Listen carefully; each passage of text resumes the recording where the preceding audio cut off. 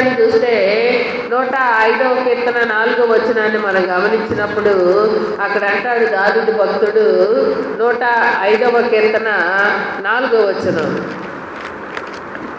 యెహోవాను వెదకుడి, ఆయన బలమును వెదకుడి, ఆయన సన్నిధిని నిత్యము వెదకుడి. ఈ మాట చూస్తే మనకు ఆశ్చర్యం వేస్తుంది.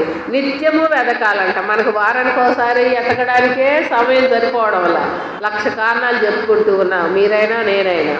ఇక్కడ దావీదు భక్తుడు అంటాడు నిత్యము వెదకుడి అంటాడు. నిత్యము వెతకపోయినా వారానికి 2 సార్లైనా మనం దేవుని సన్నిధిని వెతికి అలవాటు చేసుకుంటే ఆటోమేటిక్గా అన్ని రోజులు దేవుని సన్నిధికి వెళ్ళడానికి దేవుడే అవకాశాన్ని మనకి కలిగిస్తాడు. ఇంకొక విషయాన్ని మనం చూద్దాం. 130వ కీర్తన 7వ వచనాన్ని చదువుకున్నాం. 130వ కీర్తన 7వ వచనం, ఇశ్రాయేలు యెహోవా మీద ఆశ పెట్టుకొనుము, యెహోవా యొద్ద కృప దొరుకును, ఆయన యొద్ద సంపూర్ణ విమోచన దొరుకును. చూసారండి, యెహోవా యొద్ద ఆశ పెట్టుకోవాలి. అప్పుడేం జరుగుతుందంటే ఆయన యొక్క కృప దొరుకుతుంది, సంపూర్ణ విమోచన దొరుకుతుంది. అందుకే దావీదు చెప్తున్నటువంటి మాట, నేను యెహోవాని వెతుకుతాను అంటూ ఉన్నాడు. ఆ మాధుర్యాన్ని మనం కూడా పొందే వారముగా ఉండాలి. ఇంకొక విషయాన్ని చూసి చెప్తాను. యెషయా గ్రంథం 55వ అధ్యాయం 6వ వచనం చదువుకుందాం. యెహోవా సమీపముగా ఉన్నప్పుడే వెతకాలంట.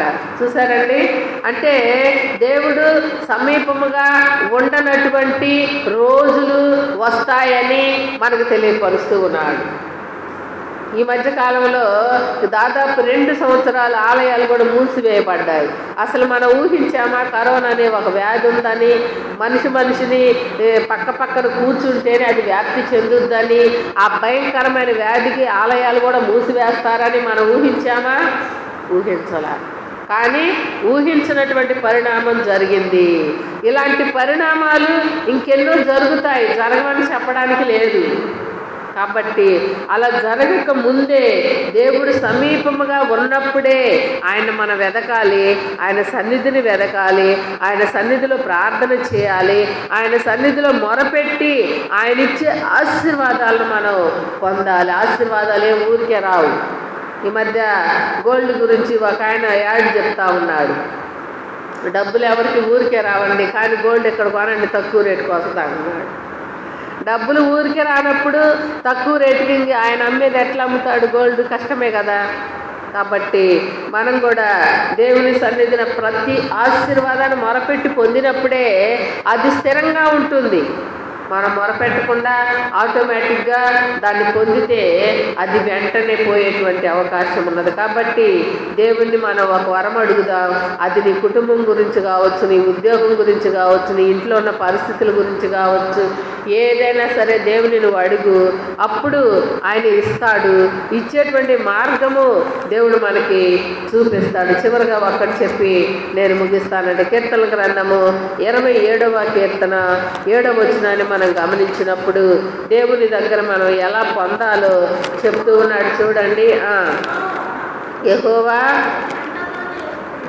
కంఠధ్వని ఎత్తి నిన్ను ప్రార్థించినప్పుడు నా మనవి ఆలకించుము. అది మనము స్వరమెత్తి దేవునికి ప్రార్థించాలి. అప్పుడు ఆయన మన మనవి ఆలకిస్తాడు, కరుణతో మనకి ఉత్తరం ఇస్తాడు. ఈ దినాల్లో ఎవరి మీద అన్న కోపం వస్తే అసలు మాట్లాడటం మానేస్తాం. ఇంతకుముందు నోటితో మాట్లాడాం, ఇప్పుడు సెల్తో మాట్లాడుతున్నారు. నెంబర్ని బ్లాక్ చేసి ఇక వాళ్ళతో బంధు, మళ్ళీ వాళ్ళకు మనసు వచ్చి ఆ బ్లాక్ తీస్తే తప్ప వాళ్ళు మాట్లాడే అవకాశము లేదు. అలాంటి క్లిష్ట పరిస్థితుల్లో మనం ఉన్నాం. ఈరోజు నేను ఒక స్టేటస్ చూశాను. ఇంతకుముందు కోపం వస్తే మాట్లాడటం మానేశారంట. ఇప్పుడు ఆ బాధని ఫేస్బుక్లోనేమో బాధను చెప్తున్నారంట, వాట్సాప్లోనేమో దానికి సొల్యూషన్ చెప్తున్నారంట. అంటే 2 స్టేటస్లు పెట్టి వారి సమస్యని తెలియపరుస్తూ ఉన్నారంట. అయితే నీకు అలాంటి ప్రాబ్లం లేదు. దేవుని సన్నిధిలో నువ్వు మొరపెట్టినప్పుడు, దేవునికి నువ్వు ప్రార్థన చేసినప్పుడు ఆయన వెంటనే నీకు ఉత్తరం ఇస్తానన్నాడు. అంతేకాకుండా దేవుని యొక్క కృపా కరుణ నీ మీద ఉంటుంది అంటున్నాడు. కాబట్టి దేవుని సన్నిధికి మనం వెళ్ళి మరి సమయానుకూలంగా ప్రార్థన చేసి దేవుడిచ్చే ఆశీర్వాదాలు మనం పొందినప్పుడు దేవుడు మనల్ని దీవించి ఆశీర్వదిస్తాడు.